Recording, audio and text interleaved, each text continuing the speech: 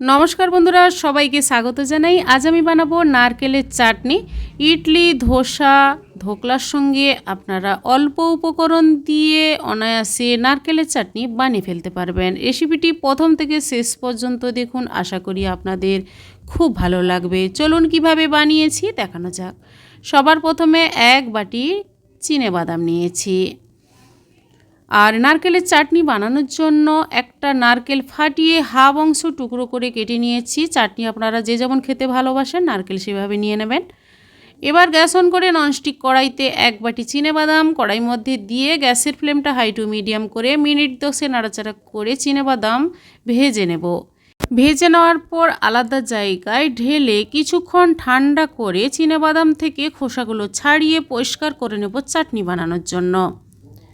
এবার একটা mixie jar নিয়েছি, তার মধ্যে টুকরো করে নেওয়া নারকেলগুলো প্রথমে আমি মিক্সি জারে দিয়ে দিলাম। আর চিনেবাদামের খোসাগুলো ছাড়িয়ে প্রায় হাফ বাটির মতো চিনেবাদাম দিয়ে দেব নারকেলের সঙ্গে। আর দিয়ে দেব ছোট টুকরো করে কেটে নেওয়া 2টো আদা আর একটা কাঁচা লঙ্কা।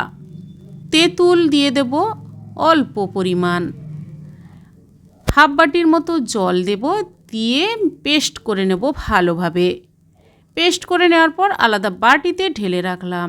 এবার নারকেলের চাটনির স্বাদ ভালো আসার জন্য একটা তরকা ছুঁক দিয়ে দেব কড়াইর মধ্যে 2 টেবিল স্পুন রিফাইন তেল, হাফ টেবিল স্পুন কালো সর্ষে আর 2 থেকে 3টে শুকনো লঙ্কা ফাটিয়ে দিয়ে দেব। আর চানার ডাল থাকলে আপনারা দিয়ে দেবেন, তাহলে ভালো লাগবে চাটনিতে স্বাদটা। চানার ডাল দিয়ে দিলাম 1 টেবিল স্পুন। 1 মুঠো দিয়ে দিলাম কারি পাতা।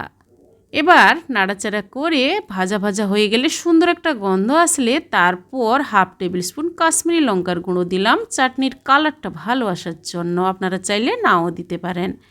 এবার দিয়ে দিলাম নারকেলের চাটনিতে মশলাগুলো দিয়ে দেব সাদা লবণ আর বিট লবণ মিশিয়ে পরিমাণ মতো দেব নারকেলের চাটনিতে, যতটা পরিমাণ লবণ মনে হবে।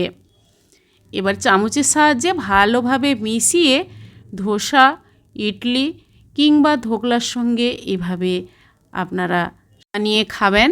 কেমন হয়েছে নারকেলের চাটনি রেসিপিটি কমেন্ট করে অবশ্যই জানাবেন বন্ধুরা, লাইক করবেন। আর আজই পর্যন্ত, আবার হাজির হয়ে যাব যে কোনো সময় নতুন কোনো রেসিপি নিয়ে। সবাই ভালো থাকুন, ধন্যবাদ।